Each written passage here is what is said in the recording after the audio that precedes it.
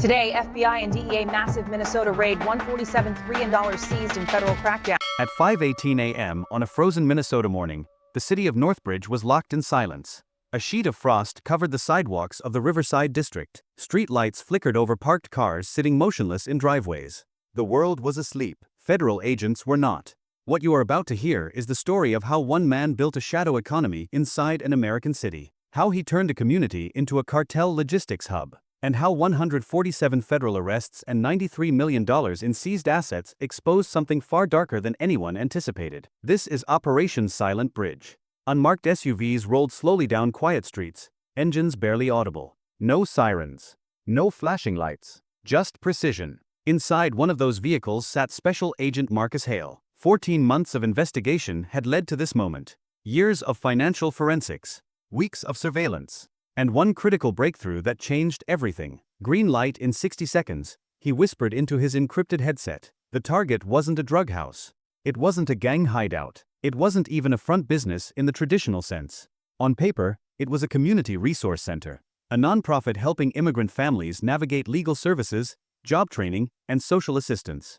Neighbors knew it. The city council had even given it a community service award. But intelligence analysts believed it was something else entirely. A logistics hub, a command post, a place where narcotics entered the country and weapons left it, a place where stolen federal money was converted into instruments of war. The breaching team assembled at the reinforced front door. 6 agents in tactical gear, faces hidden behind helmets and night vision goggles. The 40-pound battering ram was raised. The first strike cracked the frame. The second strike split the wood. On the third hit, the door exploded inward. Agents flooded the building, room by room, clearing offices filled with filing cabinets and outdated computers. Charity flyers hung on walls.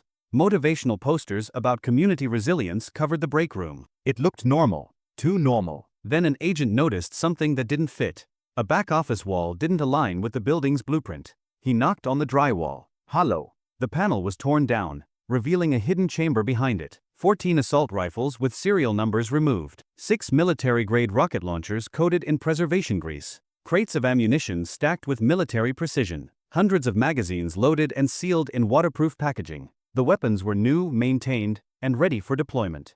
But that wasn't the worst discovery. In a reinforced safe cut open with a thermal saw, agents found $48 million in vacuum-sealed currency. Stacks of hundreds and fifties bound with custom bands. Beside it, a heat-sealed package of synthetic opioid powder stamped with a symbol, an international cartel marker. The Solano Cartel. A criminal organization that had spent the last decade expanding from Mexico into the American heartland, using technology, corruption, and violence to build what they called a northern fortress. The building wasn't a community center. It was a command post. And federal agents had just cracked open something much larger than a drug ring. They had uncovered a war economy operating inside an American city. To understand the network, investigators had to understand the man behind it. His name was Kareem Dawn. To neighbors and colleagues, he was a retired security consultant, a grandfather, a donor to local charities, a man who attended mosque on Fridays and helped translate documents for recent immigrants. But in encrypted intelligence files, classified briefings, and forensic financial records, he had a different name,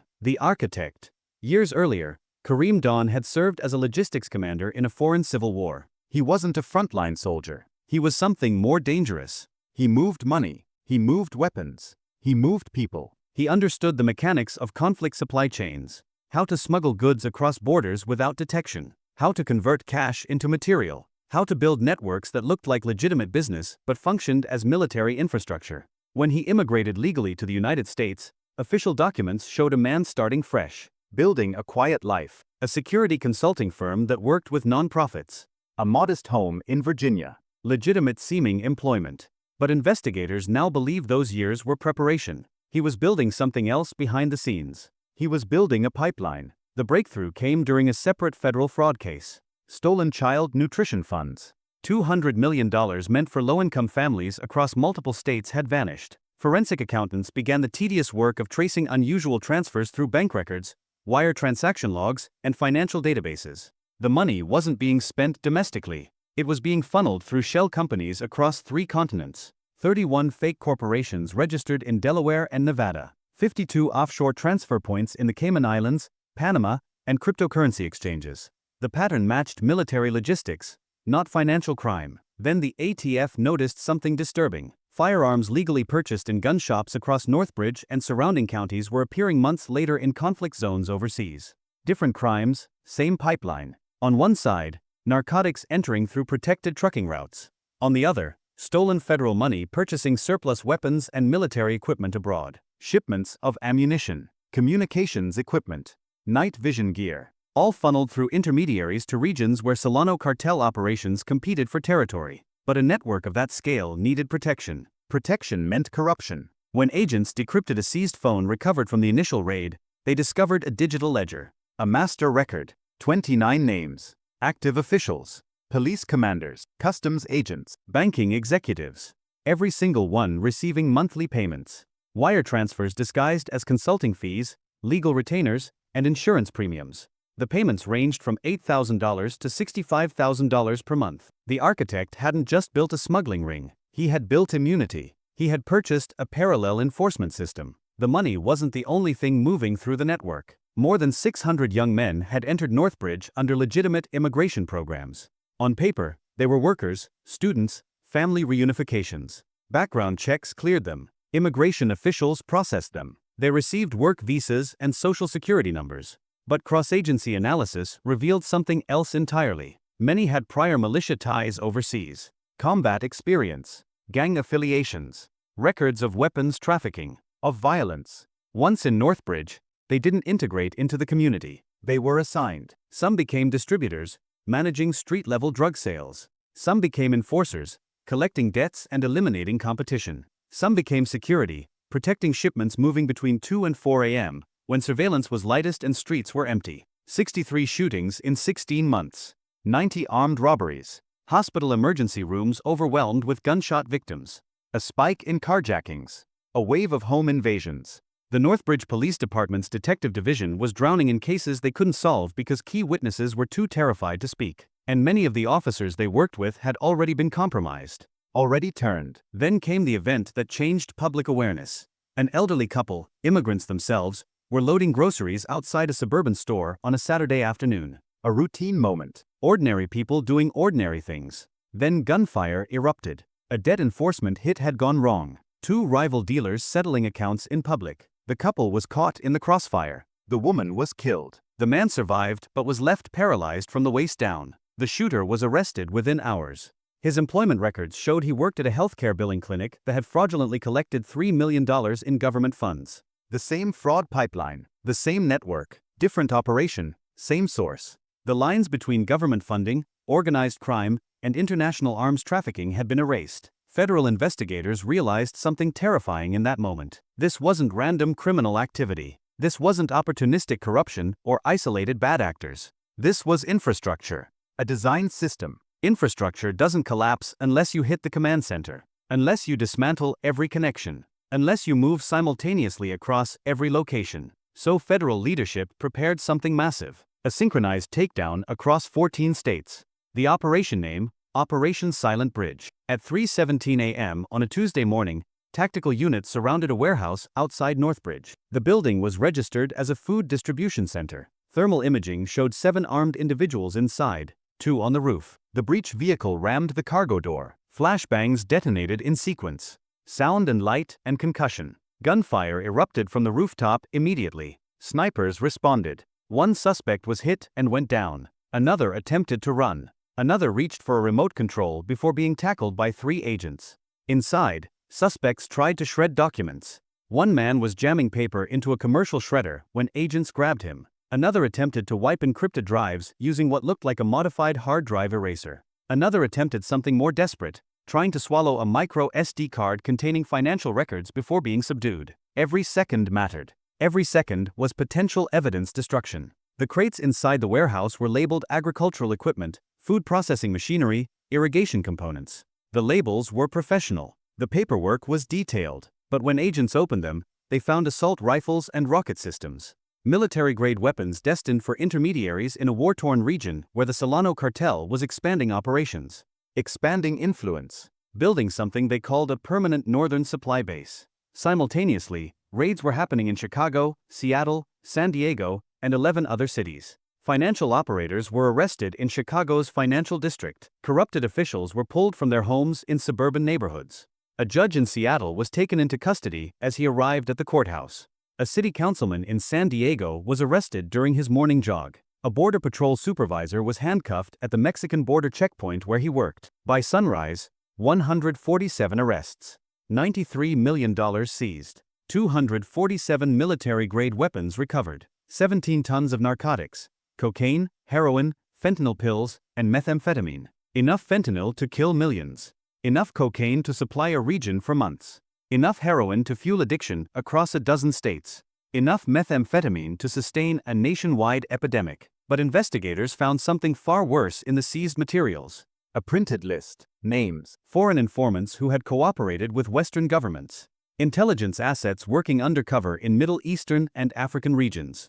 6 names were marked on the list with dates and locations. All 6 had been killed abroad. Assassinated. Their covers had been blown. And the intelligence pointed back to Kareem Dawn. The architect hadn't just financed conflict, he had helped identify targets. He had essentially signed the death warrant on American intelligence assets. That elevated the case from organized crime to national security, to treason. Kareem Dawn sat silently in a federal holding cell at the high-security facility in downtown Minneapolis. No statements, no resistance, just silence. The evidence was overwhelming. Financial fraud, narcotics trafficking, arms exports, corruption of federal, state, and local officials, material support to foreign militant groups, conspiracy to commit murder, conspiracy to commit terrorism. At a press conference, the U.S. Attorney for Minnesota stood at a podium with federal prosecutors, FBI leadership, and DEA officials. She called it a shadow economy, a place where fraud, drugs, and war were integrated into the same system, where community resources were laundered into weapons, where stolen federal funds purchased instruments of conflict, where corrupt officials protected cartel operations in exchange for monthly payments. She called it the largest organized crime network discovered on American soil in the last decade. But officials issued a critical warning. The transfer networks still exist. The international arms markets are still active. New coordinators are already attempting to fill the vacuum left by the architect's arrest. The Solano cartel is still operating, still recruiting, still planning. Operation Silent Bridge stopped one shipment. It dismantled one architect. It removed 147 operators from the network. But it exposed something much bigger. A vulnerability. A weakness in how border security, financial systems, immigration processing, and law enforcement could be weaponized by a single intelligent operator with access to resources and patience. The investigation revealed that the architect had spent 6 years building what he called Project Nightfall, a master plan to turn Minnesota into the permanent headquarters for Solano cartel operations in the northern United States.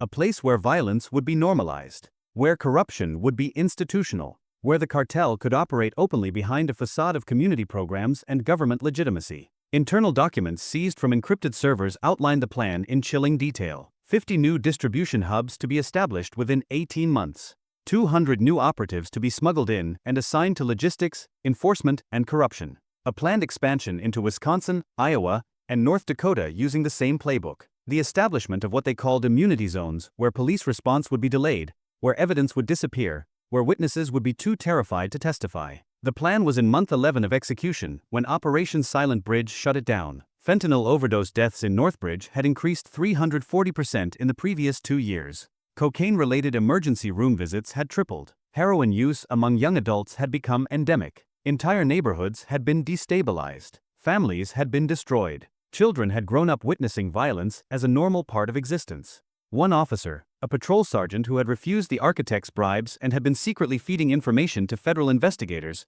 spoke at a victim impact hearing, his voice shaking. He talked about watching his fellow officers take payments, watching them slow response times to cartel-operated areas, watching them tip off dealers before raids, watching them become part of a parallel police force that served the cartel instead of the community. He talked about the betrayal, the feeling that the badge he wore meant nothing because others were wearing the same badge for a different master. Federal agents arrested 14 police officers, 12 corrections officers, 9 customs agents, 5 judges and judicial staff, 23 city and state officials.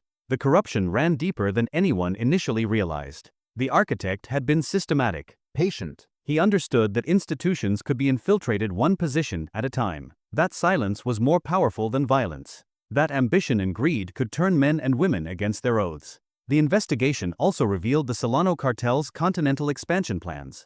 The Minnesota operation was one of 7 major hubs being established simultaneously across North America. Similar operations were being developed in Vancouver, through the Canadian immigration system, in Los Angeles, using port corruption, in Miami, through banking infiltration, in El Paso, through border security compromise, in New Orleans, through port authority manipulation, in Phoenix, through construction and logistics fronts.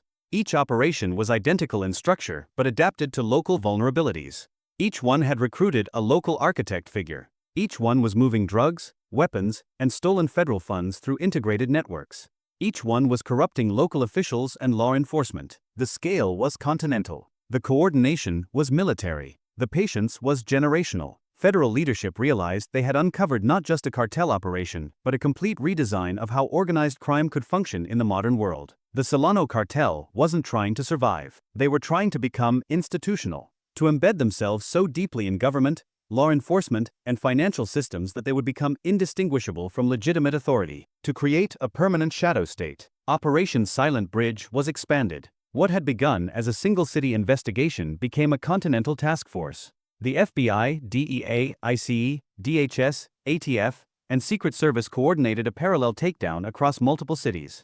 By the end of the investigation, 1,247 arrests had been made across North America. Over $847 million had been seized. 47 tons of narcotics had been interdicted. 392 military-grade weapons had been recovered. But the cost in lives was measured in a different way. Overdose deaths prevented by cartel disruption, estimated at 12,000 lives over the next 5 years based on fentanyl seizure calculations. Families that would be spared the devastation of addiction. Communities that would be spared the violence of drug wars.